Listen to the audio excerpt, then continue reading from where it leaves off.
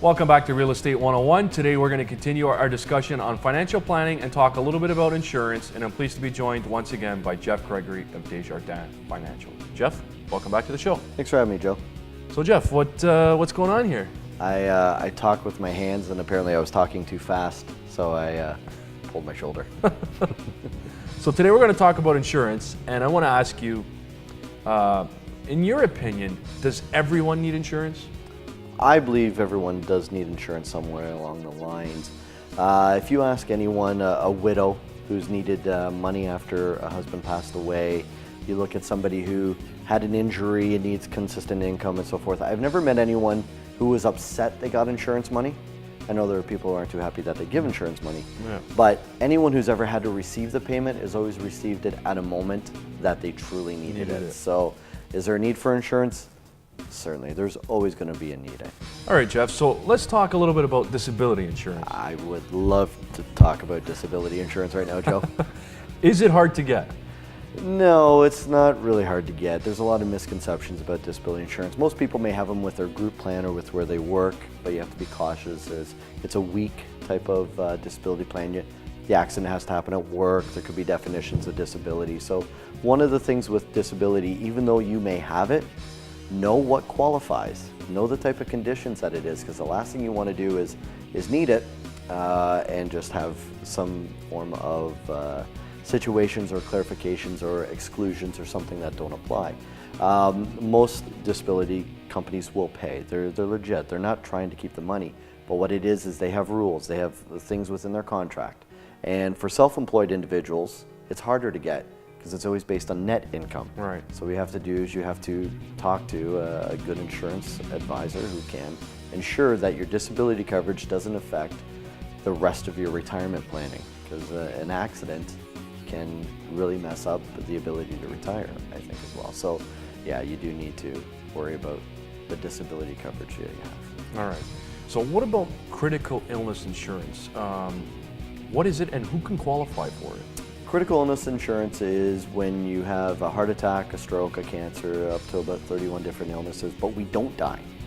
One of the problems is medical advancements have made it so that we keep living. Right. And as a result of that, because we keep living, the cost of being ill is high.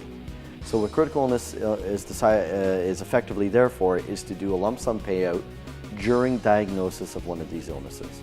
It ensures that everything you're trying to do and all the planning that you're trying to go forward with the expectation of living doesn't get derailed.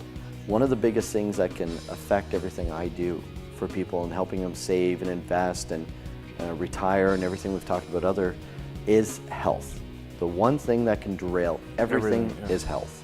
And if you don't watch health, such as having a little bit of critical illness and covering those type of what ifs, then everything it's all for naught. It all becomes all for naught. So that's what critical illness really is. All right, so based on what you're saying, are insurance companies just trying to take consumers' money and not pay out? No, actually that's the direct opposite of what they're trying to do. They need premiums, they need monies to come in, they need to attract revenue and so forth. So they don't want to deny anyone from becoming a client. They don't want to not accept your risk, but it still is a business. And that's one thing that everyone's got to realize. There are a lot of people out there that defraud insurance companies. So insurance companies running as a business wants to make sure that everything that is going on is legitimate. It's a contract between you and that company to split risk associated with your life.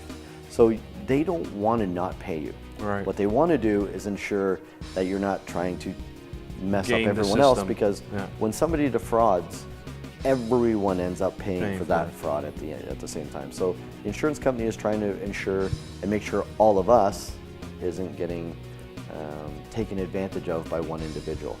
So that old conversation and stuff that people talk about that I don't want to pay for it because they won't pay out anyways, that's not true. They will pay out when it's legit, and they'll also ensure if you're trying to discount and get cheap coverages and so forth, you get what you pay for.